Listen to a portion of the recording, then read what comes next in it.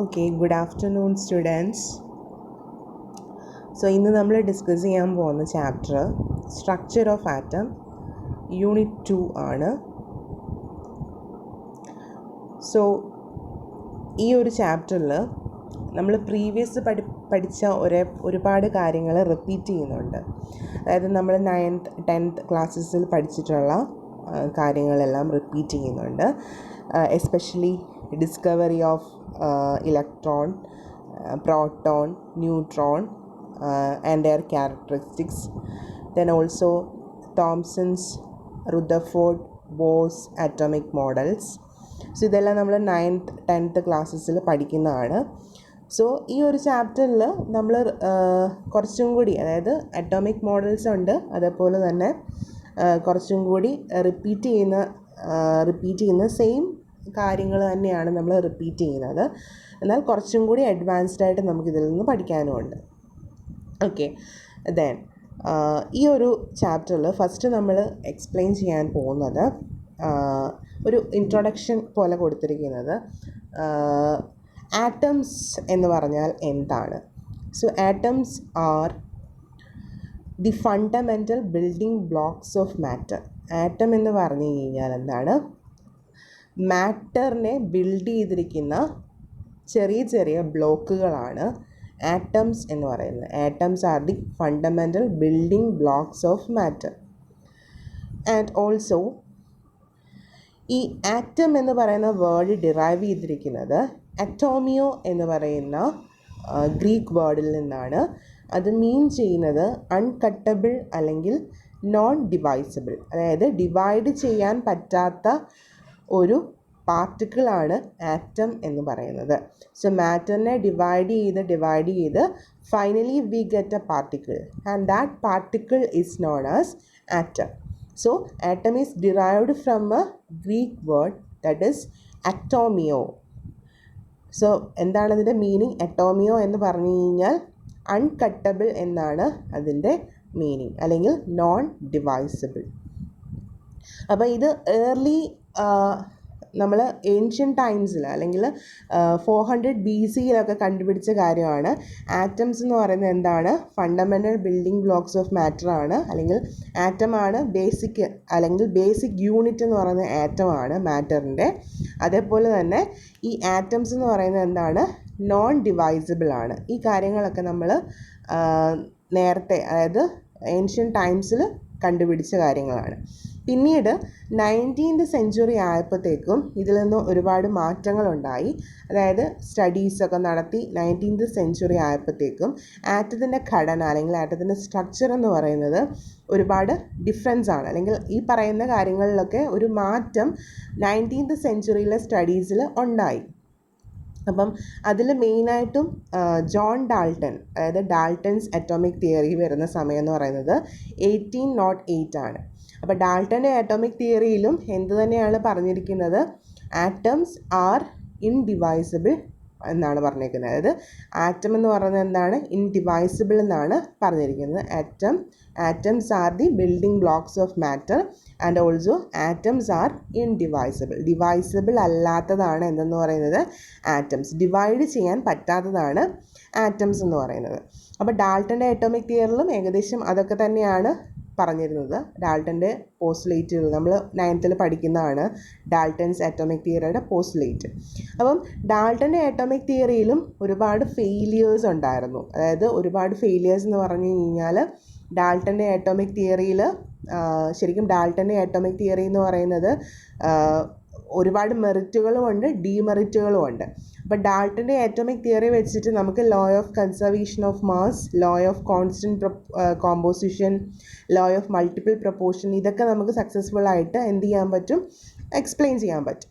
പക്ഷേ ചില എക്സ്പെരിമെൻറ്റുകൾ ഡാൾട്ടൻ്റെ atomic theory വെച്ചിട്ട് നമുക്ക് എക്സ്പ്ലെയിൻ ചെയ്യാൻ വേണ്ടി പറ്റിയില്ല. അപ്പോൾ അതുകൊണ്ട് തന്നെ നമുക്ക് എക്സ്പ്ലെയിൻ ചെയ്യാൻ പറ്റാത്ത ചില കാര്യങ്ങൾ, ചില എക്സ്പെരിമെൻറ്റുകൾ ഉണ്ടായിരുന്നു ഡാൾട്ടൻ്റെ ആറ്റോമിക് തിയറി കൊണ്ട് എക്സ്പ്ലെയിൻ ചെയ്യാൻ പറ്റാത്തത്. എക്സാമ്പിൾ എന്ന് പറഞ്ഞു കഴിഞ്ഞാൽ ഗ്ലാസും അതുപോലെ തന്നെ നമുക്കറിയാം ഗ്ലാസ് അല്ലെങ്കിൽ എബണൈറ്റ് സിൽക്ക് വെച്ചിട്ട് നമ്മൾ റബ്ബ് ചെയ്യുകയാണെങ്കിൽ, അതായത് ഗ്ലാസ് മെറ്റീരിയൽസ് സിൽക്ക് വെച്ചിട്ട് റബ്ബ് ചെയ്യുകയാണെങ്കിൽ അത് ഇലക്ട്രിക്കലി ചാർജ്ഡ് ആവും. നമ്മൾ ചെറിയ ക്ലാസ്സിൽ പഠിക്കുന്നതാണ്.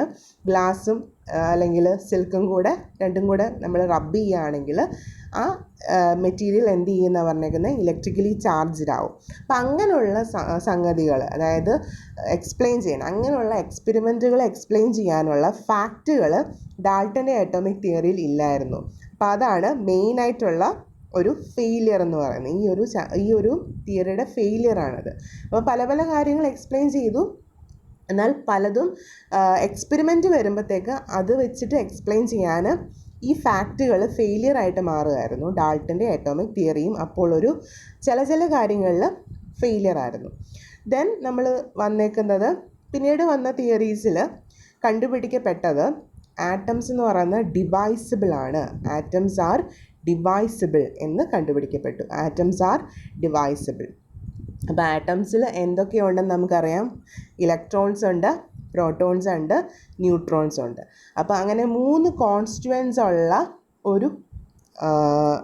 ഒരു പാർട്ടിക്കിളാണ് ആറ്റം എന്ന് പറയുന്നത്. അല്ലാതെ ഇൻഡിവൈസിബിൾ അല്ല. Atoms are divisible and they are made of subatomic particles like electrons, protons and neutrons. അതായത് ഈ 3 സാധനങ്ങളും, അതായത് 3 കാര്യങ്ങൾ, 3 പാർട്ടിക്കിൾസ്, സബാറ്റോമിക് പാർട്ടിക്കിൾസ് എവിടെയുണ്ട്? ആറ്റത്തിനുള്ളിലുണ്ട്. ഏതൊക്കെയാണ്? ഇലക്ട്രോൺസ് ഉണ്ട്, പ്രോട്ടോൺസ് ഉണ്ട്, ന്യൂട്രോൺസ് ഉണ്ട്. അപ്പം ഈ ഒരു concept it is different from that of Dalton. ഡാൾട്ടൻ്റെ അറ്റോമിക് തിയറിയിൽ നിന്ന് ഒരുപാട് വ്യത്യാസപ്പെട്ട ഒരു കാര്യമായിരുന്നു ഇപ്പം ഞാൻ പറഞ്ഞത്. അപ്പോൾ അത്രയും കാര്യങ്ങളാണ് നമുക്ക് ഇൻട്രൊഡക്ഷനിൽ പറയാനുള്ളത്. അപ്പോൾ എന്താണ് ആറ്റം, പിന്നെ ഏത് ഗ്രീക്ക് വേർഡിൽ നിന്നാണ് ഈ ആറ്റം എന്ന് പറയുന്ന വേർഡ് വന്നേക്കുന്നത്, ദെൻ അതേപോലെ തന്നെ ഡാൾട്ടൻ്റെ ആറ്റോമിക് തിയറി എന്താണ്, അതിലുള്ള ഫെയിലിയേഴ്സ് എന്തൊക്കെയാണ്, അതൊക്കെ നമ്മൾ നേരത്തെ ഡിസ്കസ് ചെയ്തിട്ടുള്ള കാര്യങ്ങളാണ്. ഓക്കെ, നെക്സ്റ്റ്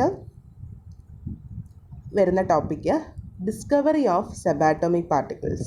അതായത് ഈ പറഞ്ഞിരിക്കുന്ന പ്രോട്ടോൺസിനെയും ഇലക്ട്രോൺസിനെയും ന്യൂട്രോൺസിനെയും ഒക്കെ എങ്ങനെയാണ് നമ്മൾ കണ്ടുപിടിച്ചത്, അതിനെപ്പറ്റിയാണ് നമ്മളിനി എക്സ്പ്ലെയിൻ ചെയ്യാൻ പോകുന്നത്.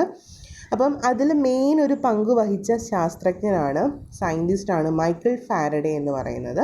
അപ്പം മൈക്കിൾ ഫാരഡേ ഏറ്റവും കൂടുതൽ പ്രശസ്തനായിരിക്കുന്നത് ഇലക്ട്രോലിസിസ് എന്ന് പറയുന്ന പ്രോസസ്സാണ്. മെയിനായിട്ടും മൈക്കിൾ ഫാരഡേ എന്ന് പറഞ്ഞ സയൻറ്റിസ്റ്റിനെ, അല്ലെങ്കിൽ ഒരു ശരിക്കും ഫിസിക്സിലും കെമിസ്ട്രിയിലും രണ്ടിലും ഒരേപോലെ എന്താ പറയുക പ്രശസ്തനായ ഒരാളാണ് മൈക്കിൾ ഫാരഡേ. സോ ഇലക്ട്രോലിസിസ് എന്ന് പറയുന്ന പ്രോസസ്സ് വഴി നമുക്ക് വേണമെങ്കിൽ ഓർക്കാൻ പറ്റുന്ന, അല്ലെങ്കിൽ ഇലക്ട്രോലിസിസ് എന്ന് പറയുന്ന ഒരു കൺസെപ്റ്റ് നമുക്ക് തന്ന ഒരു സയൻറ്റിസ്റ്റാണ് മൈക്കിൾ ഫാരഡേ.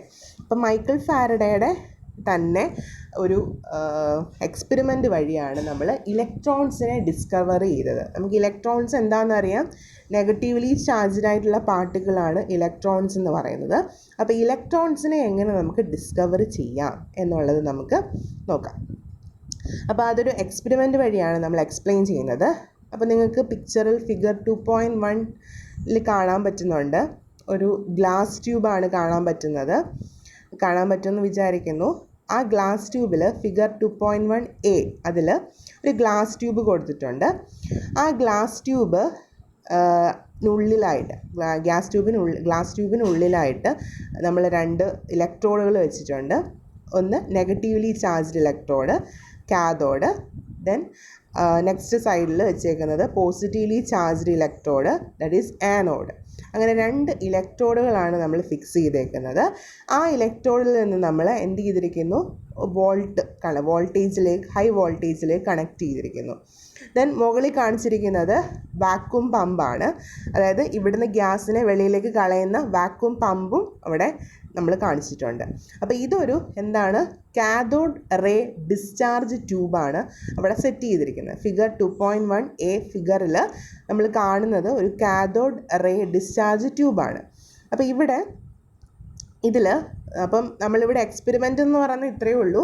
അതായത് ഈ ഒരു ഒരു എന്താ പറയുക ഡിസ്ചാർജ് ട്യൂബിൽ കൂടെ നമ്മൾ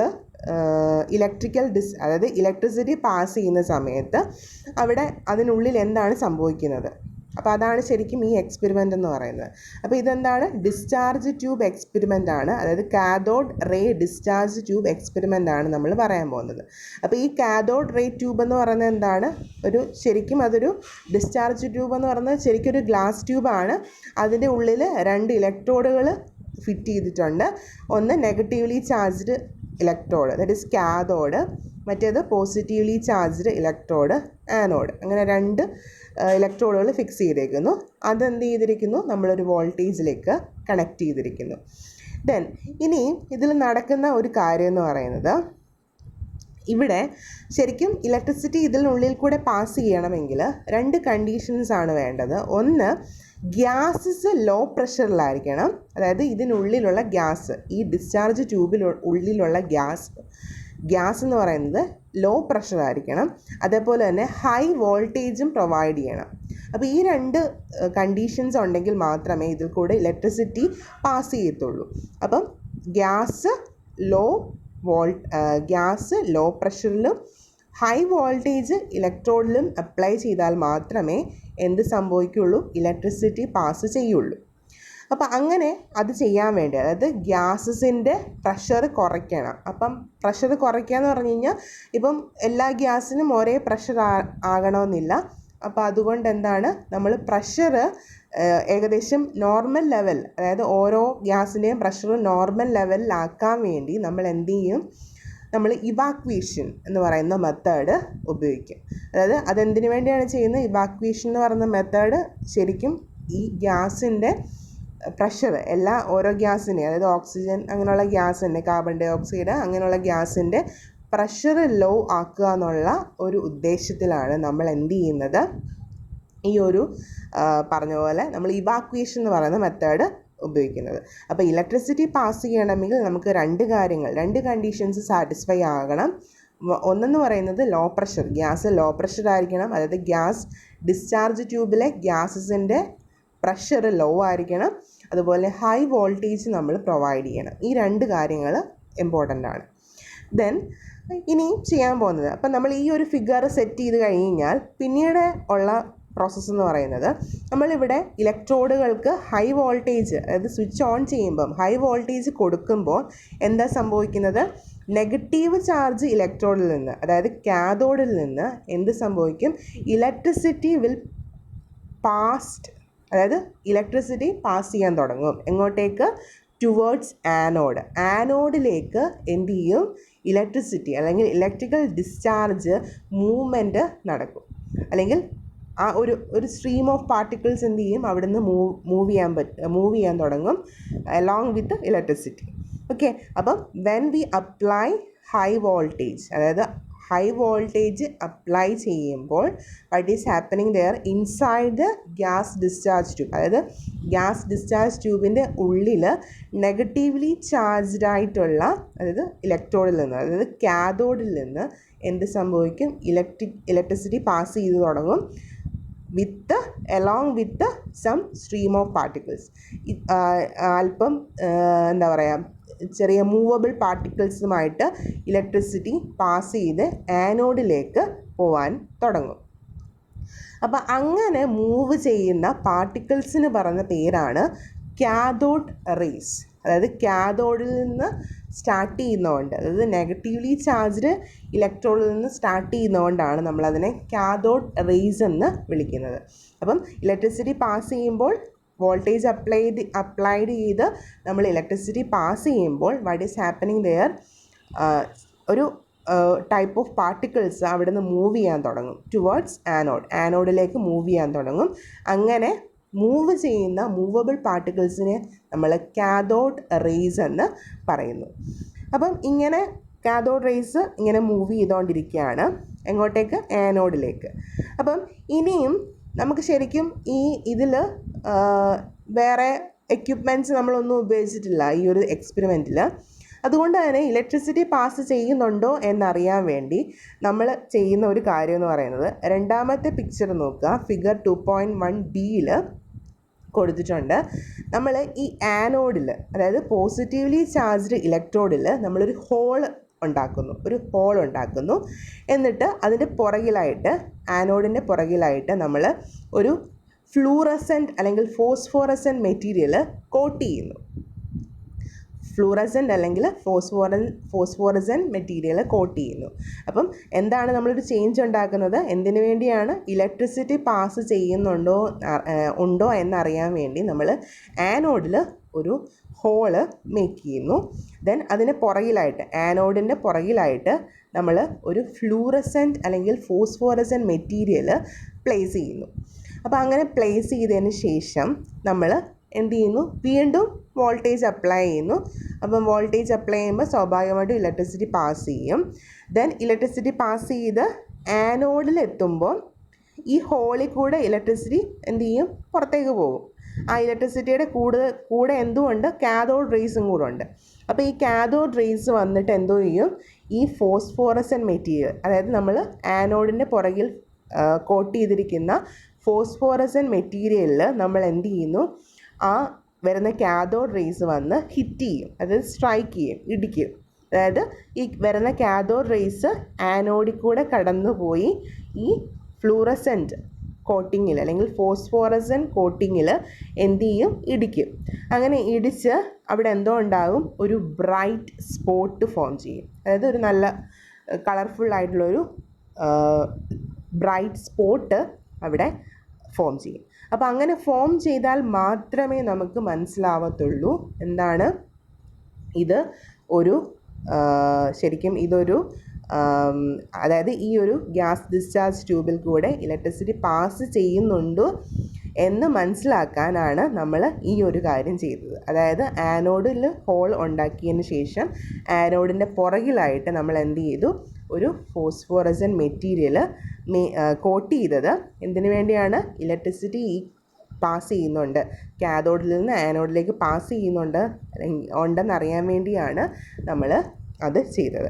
അപ്പോൾ അങ്ങനെ കാഥോഡ് റേ വന്നിട്ട് എന്ത് ചെയ്യും? ഫോസ്ഫോറസെൻ്റ് മെറ്റീരിയൽ ഹിറ്റ് ചെയ്യുന്നു അല്ലെങ്കിൽ സ്ട്രൈക്ക് ചെയ്യുന്നു, എന്നിട്ടൊരു ബ്രൈറ്റ് സ്പോട്ട് അവിടെ ഫോം ചെയ്യും. So that is happening in this experiment. അപ്പോൾ ഇത്രയും കാര്യങ്ങളാണ് ഈ എക്സ്പെരിമെൻറ്റ് വഴി നമുക്ക് കിട്ടുന്ന ഒരു എന്താ പറയുക ഒരു ഇൻഫറൻസ് അല്ലെങ്കിൽ ഒബ്സർവേഷൻ എന്ന് പറയുന്നത് ഇത്രയാണ്. നമുക്ക് അറിയാൻ പറ്റുന്ന കാര്യങ്ങൾ ഇത്രയാണ്. ഇനി ഇതിൻ്റെ ഈ എക്സ്പെരിമെൻറ്റിൻ്റെ റിസൾട്ട് എന്ന് പറയുന്നത് ഫൈനലി നമുക്ക് എന്താണ് വേണ്ടത്? ഇലക്ട്രോണിനെ ഡിസ്കവർ ചെയ്യണം. ഫൈനലി ഇതിൻ്റെ റിസൾട്ട് എന്ന് പറയുന്നത് അവിടെ കൊടുത്തിട്ടുണ്ട്. റിസൾട്ട്സ്, എക്സ്പെരിമെൻ്റ് റിസൾട്ട് ഓൾറെഡി കൊടുത്തിട്ടുണ്ട്, നിങ്ങൾക്ക് കാണാം. പോയിൻ്റ് വൈസ് കൊടുത്തിട്ടുണ്ട്. ഫസ്റ്റ് വൺ എന്ന് പറയുന്നത് cathode rays start from cathode and move towards anode. അപ്പം കാഥോഡ് റേസ് എവിടെ നിന്നാണ് സ്റ്റാർട്ട് ചെയ്യുന്നത്? കാഥോഡിൽ നിന്ന് സ്റ്റാർട്ട് ചെയ്ത് ആനോഡിലേക്ക് പോകുന്നു. രണ്ടാമത്തെ എന്ന് പറയുന്നത് these rays themselves are not visible but their behavior can be observed with the help of certain kind of materials which glow when hit by them. അല്ലേ? അതായത് നമുക്ക് ഈ റേസ് പാസ് ചെയ്യുന്നുണ്ടെന്ന് നമുക്ക് അറിയാൻ പറ്റത്തില്ല, അതായത് നമുക്ക് വിസിബിൾ അല്ല, നമുക്ക് കാണാൻ പറ്റില്ല, നമ്മുടെ നേക്ഡ് ഐസ് കൊണ്ട് കാണാൻ പറ്റില്ല. പക്ഷേ എന്താണ് ഇതിനുള്ളിൽ ഉണ്ടെന്ന് അറിയാൻ വേണ്ടി അല്ലെങ്കിൽ കാഥോഡ് റേസ് പാസ് ചെയ്യുന്നുണ്ടെന്ന് അറിയാൻ വേണ്ടി എന്താണ് നമ്മൾ ചെയ്തത്? ആനോഡിന് പുറകിലായിട്ട് നമ്മൾ എന്ത് ചെയ്തു? ഒരു ഫ്ലൂറസെൻ്റ് മെറ്റീരിയൽ അല്ലെങ്കിൽ ഫോസ്ഫോറസെൻ്റ് മെറ്റീരിയൽ കോട്ട് ചെയ്തു. അത് അങ്ങനെയുള്ളൊരു ഫോസ്ഫോറസെൻ്റ് മെറ്റീരിയലാണ് നമ്മൾ സിങ്ക് സൾഫൈഡ് എന്ന് പറയുന്ന ഒരു ഫോസ്ഫോറസെൻ്റ് മെറ്റീരിയലാണ്. അപ്പോൾ അങ്ങനെയുള്ള മെറ്റീരിയൽസ് എന്ത് ചെയ്തു? നമ്മൾ ആനോഡിന് പുറകിലായിട്ട് കോട്ട് ചെയ്തു. അപ്പം വരുന്ന കാഥോഡ് റേസ് എന്ത് ചെയ്തു? വന്ന് ഇതിൽ ഹിറ്റ് ചെയ്തു, സ്ട്രൈക്ക് ചെയ്യുമ്പോൾ അവിടെ ഒരു ബ്രൈറ്റ് സ്പോട്ട് ഫോം ചെയ്യും. അങ്ങനെ നമുക്ക് മനസ്സിലാക്കാം ഈ ഗ്യാസ് ഡിസ്ചാർജ് ട്യൂബിൽ കൂടെ എന്ത് പാസ് ചെയ്യുന്നുണ്ട്? കാഥോഡ് റേസ് പാസ് ചെയ്യുന്നുണ്ടെന്ന് മനസ്സിലാക്കാം.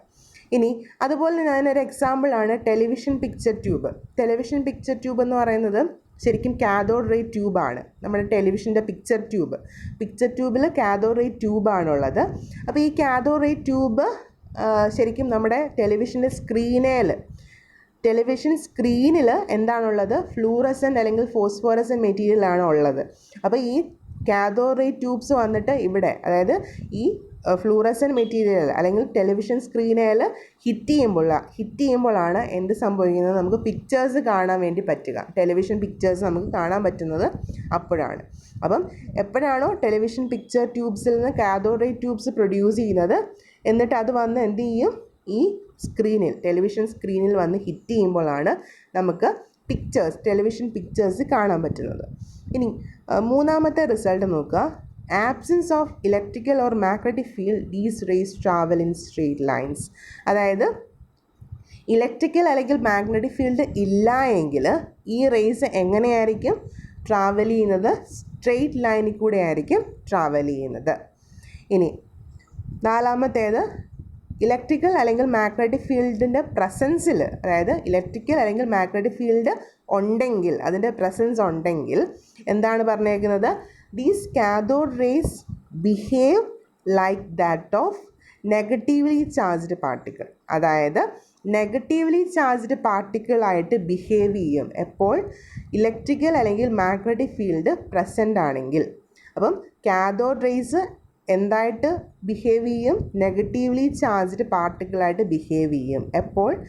In the presence of electrical or magnetic field. Magnetic field അല്ലെങ്കിൽ ഇലക്ട്രിക്കൽ ഫീൽഡിൻ്റെ പ്രസൻസിൽ ഈ കാഥോഡ് റേസ് നെഗറ്റീവ്ലി ചാർജ്ഡ് പാർട്ടിക്കിളായിട്ട് ബിഹേവ് ചെയ്യും. അപ്പം ഇങ്ങനെ നെഗറ്റീവ്ലി ചാർജ്ഡ് പാർട്ടിക്കിളായിട്ട് ബിഹേവ് ചെയ്യുന്നതുകൊണ്ട് തന്നെ നമുക്കതിനെ എന്തായിട്ട് കൺസിഡർ ചെയ്യാം? ഇലക്ട്രോൺസ് ആയിട്ട് കൺസിഡർ ചെയ്യാം. So cathode rays are behaving like that of negatively charged particle. We can suggest that the cathode rays consists of negatively charged particles called electrons. അപ്പോൾ cathode rays എന്ന് പറഞ്ഞാൽ എന്ത് തന്നെയാണ്? ഇലക്ട്രോൺസിൻ്റെ ബിഹേവിയർ ഉള്ള പാർട്ടിക്കിളാണ് cathode rays. Then finally ഒരു റിസൾട്ടും കൂടെ ഉണ്ട്.